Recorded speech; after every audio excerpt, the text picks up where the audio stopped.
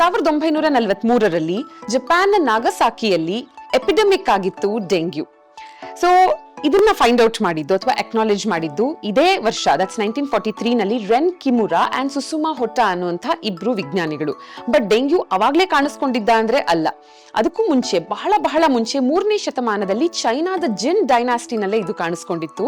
And ಆಗ ಇದನ್ನ ಹೇಗೆ ಎಕ್ಸ್ಪ್ಲೈನ್ ಮಾಡಿದ್ರು ಈ ಸಿಂಪ್ಟಮ್ಸ್ನ ಅಂದ್ರೆ ವಾಟರ್ ಪಾಯ್ಸನ್ ಅಂತ ಇದನ್ನ ಕರಿತಾ ಇದ್ರು. ಅಂಡ್ ಕ್ರಿಮಿ ಕೀಟಗಳಿಂದ, ಹಾರೋ ಅಂತ ಕೀಟಗಳಿಂದ ಇದು ಬರುತ್ತೆ ಅನ್ನೋದನ್ನ ಎಕ್ಸ್ಪ್ಲೈನ್ ಮಾಡಿದ್ರು.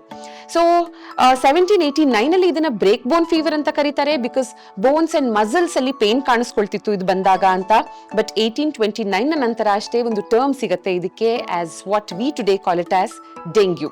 ಸೊ ನನ್ನ first question to doctor Pradeep sir is, ಇದನ್ನ ರೈಟ್ ವೇ ಅಲ್ಲಿ ಹೇಗೆ ಪ್ರೊನೌನ್ಸ್ ಮಾಡೋದು ಸರ್? ಯಾಕಂದ್ರೆ ಡೆಂಗು ಅಂತಾರೆ, ಡೆಂಗಿ ಅಂತಾರೆ, ಡೆಂಗ್ಯೂ ಅಂತಾರೆ. ಅದು it depends on how they are use to it. So nothing like ಹೀಗೆ ಮಾಡಬೇಕು ಅಂತ ಏನಿಲ್ಲ.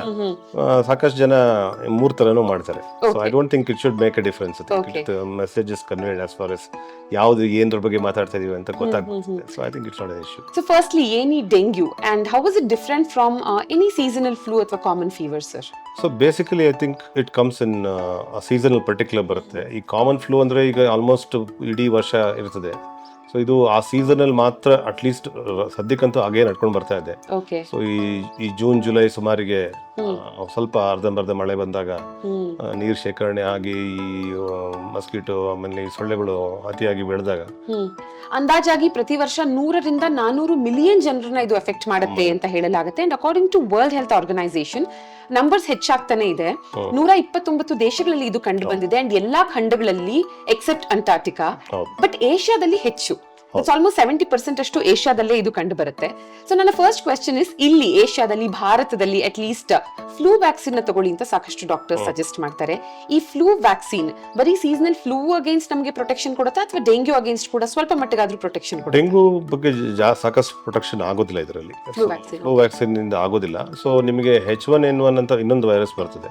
ಸೊ ಅದಕ್ಕೆ ಸ್ವಲ್ಪ ಪ್ರೊಟೆಕ್ಷನ್ ಆಗ್ತದೆ. ಬಟ್ ಡೆಂಗ್ಯೂ ಫೀವರ್ ಇಂದ ಏನು ಪ್ರೊಟೆಕ್ಷನ್ ಆಗೋದಿಲ್ಲ. ಓಕೆ, ದೋ ಅದು ಫ್ಲೂ ಲೈಕ್ ಸಿಂಪ್ಟಮ್ಸ್ ನೇ ತೋರಿಸಿದ್ರು, ಒಂದಷ್ಟು ಜನರಲಿ ಅದು ಸಿವಿಯರ್ ಆಗುವಂತ ಚಾನ್ಸಸ್ ಇರುತ್ತೆ. It can turn fatal also.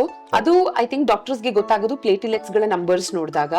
So ಯಾವಾಗ ಜನ ಡಾಕ್ಟರ್ ಹತ್ರ ಹೋಗಿ ತೋರಿಸ್ಕೋಬೇಕು ನಿಮ್ ಪ್ರಕಾರ? ಯಾವ ಸಿಂಪ್ಟಮ್ಸ್ ಗಳು ಕಾಣಿಸ್ಕೊಂಡಾಗ?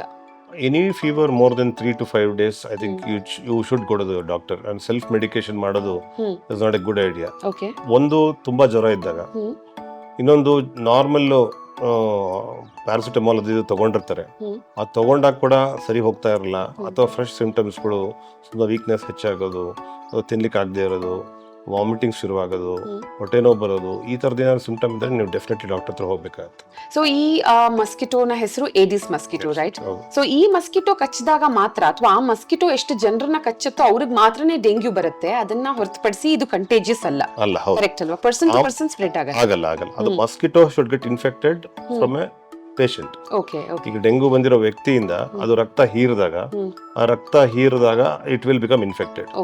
ಅದು the strength or the number of virus ನ ತಗೊಳ್ತದಲ್ಲ, ಅದ್ರ ಮೇಲೂ ಡಿಪೆಂಡ್ ಆಗ್ತದೆ. Strongly infected mosquito or weakly infected mosquito, that will all depend on that. ಎಷ್ಟೋ ಜನಕ್ಕೆ ಏಡಿಸ್ ಮಸ್ಕಿಟೋ ಕಚ್ಚಿದ್ರು ಇನ್ಫೆಕ್ಟ್ ಆಗಿದ್ರು ಬರೋದಿಲ್ಲ. That is because the amount of load of the virus injected is lesser. So ಯಾರಿಗೆ ಅಡ್ಮಿಷನ್ ಬೇಕಾಗುತ್ತೆ? So symptoms ಗಳ ಮೇಲೆ ಅದನ್ನ decide ಮಾಡ್ತೀರಾ? And treatment, line of treatment ಹೇಗಿರುತ್ತೆ sir? Line of treatment is basically symptomatic ಅಷ್ಟೇ. ಓಕೆ, ನಿಮ್ಗೆ ಒಂದು ಮುಖ್ಯ ಅಂತಂದ್ರೆ ಡೆಂಗು ಬಂದವರಿಗೆಲ್ಲ ಅಡ್ಮಿಷನ್ ಬೇಕಾಗಿಲ್ಲ. ಯಾಕಂದ್ರೆ 75% ಅವ್ರಿಗೆ ಡೆಂಗು ಇದ್ರೂ ಸಿಂಪ್ಟಮ್ಸ್ ಇರಲ್ಲ. ಇನ್ನು ಕೆಲವರಿಗೆ ಸಿಂಪ್ಟಮ್ ಬರ್ತದೆ, it will subside in about 3 to 7 days ರಫ್ಲಿ. ಇನ್ನು ಸ್ಮಾಲ್ ಪರ್ಸೆಂಟೇಜ್ ಜನಕ್ಕೆ ಮಾತ್ರ ಈ ಅಡ್ಮಿಷನ್ ನೀವು ಹೇಳಿದ್ರಲ್ಲ ಆ ಥರ ಆಗುತ್ತೆ. ಮೇ ಬಿ 1 to 2% ಜನಕ್ಕೆ ಸಿಂಪ್ಟಮ್ಸ್ ಹೆಚ್ಚಾಗ್ಬೋದು. ಸೊ ಆದ ಕಾರಣ ಅವ್ರಿಗೆ ಹುಷಾರಾಗಿರ್ಬೇಕು. ಸೊ ಫಾರ್ ಎಕ್ಸಾಂಪಲ್ ಫೀವರ್ ಇದ್ದಾಗ ಫೀವರ್ ಪ್ಯಾರಾಸಿಟಮಾಲ್ ಮೇನ್ ಇಂಪಾರ್ಟೆಂಟ್. ಅಂದ್ರೆ ಡಿಹೈಡ್ರೇಟ್ ಆಗಬಾರ್ದು.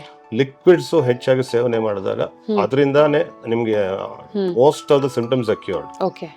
ಸೊ ಈ ಮೇನ್ ಸಿಂಪ್ಟಮ್ಸ್ ನಾವೇನ್ ಹೇಳ್ತೀವಿ, ಜ್ವರ ಬಂದಾಗ ತುಂಬಾ ಜಾಸ್ತಿ ಜ್ವರ ಆಗೋದು, ಪ್ಯಾರಾಸಿಟಮಾಲ್ ರೆಸ್ಪಾಂಡ್ ಆಗದೆ ಇರೋದು. ಇನ್ನೊಂದು ಮುಖ್ಯವಾದ, ವಯಸ್ಕರಲ್ಲಿ ಎಲ್ಲ ಲಕ್ಷಣಗಳು ಈಸಿಯಾಗಿ ಗೊತ್ತೇ ಆಗುತ್ತೆ. ಮಕ್ಕಳಲ್ಲಿ ಸ್ವಲ್ಪ ಹುಷಾರಾಗಿರ್ಬೇಕು ಅಂತ ಹೇಳ್ತೀವಿ. ಅದು ಕಾರಣ ಅವರಿಗೆ because they don't complain.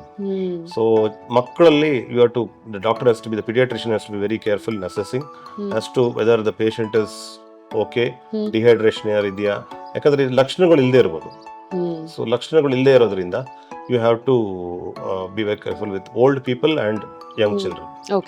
RBC ಅಂತ ಇರ್ತದಲ್ಲ, ಅದು ಹೆಚ್ಚಾಗಬಾರ್ದು. ಅದು ಹೆಚ್ಚಾದಾಗ ಸೈಡ್ ಎಫೆಕ್ಟ್ಸ್ ಜಾಸ್ತಿ ಆಗ್ತದೆ. ನಿಮ್ ಚಿಕ್ಕ ಚಿಕ್ಕ ರಕ್ತನಾಳಗಳಲ್ಲಿ ಬ್ಲಾಕ್ ಆಗೋದು ಈ ತರದ್ ಆಗ್ತದೆ. ನೀವು ಹೇಗೆ ಪ್ಲೇಟ್ಲೆಟ್ ನ ನೀವು ಫಾಲೋ ಮಾಡ್ತಿರ್ತೀರೋ, the doctor will also be following the red blood cells also.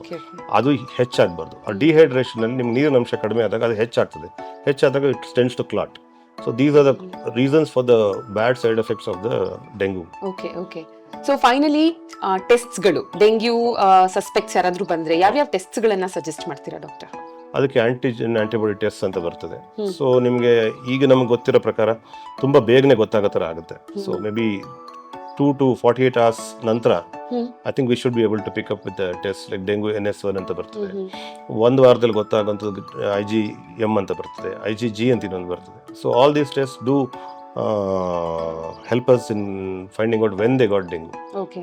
So World Health Organisation top 10 public health threats ನಲ್ಲಿ ಡೆಂಗ್ಯೂನ ಕೂಡ ಲಿಸ್ಟ್ ಮಾಡಿದೆ. ಸೊ ಇದ್ರ ಬಗ್ಗೆ ಮುಂದಿನ ಎಪಿಸೋಡ್ ಅಲ್ಲಿ ಮಾತಾಡೋಣ. ಅಂಡ್ ಆಲ್ಸೋ ಒಂದು ಸಲ ಡೆಂಗ್ಯೂ ಬರ್ತಿದ್ದ ಹಾಗೆ ದೇಹ ಇಮ್ಯುನಿಟಿನ ಬೆಳೆಸ್ಕೊಂಡು ಸೆಕೆಂಡ್ ಟೈಮ್ ಅದನ್ನ ಅವಾಯ್ಡ್ ಮಾಡುತ್ತೆ ಅಂತ ಹೇಳಕ್ ಆಗಲ್ಲ when it comes to dengue.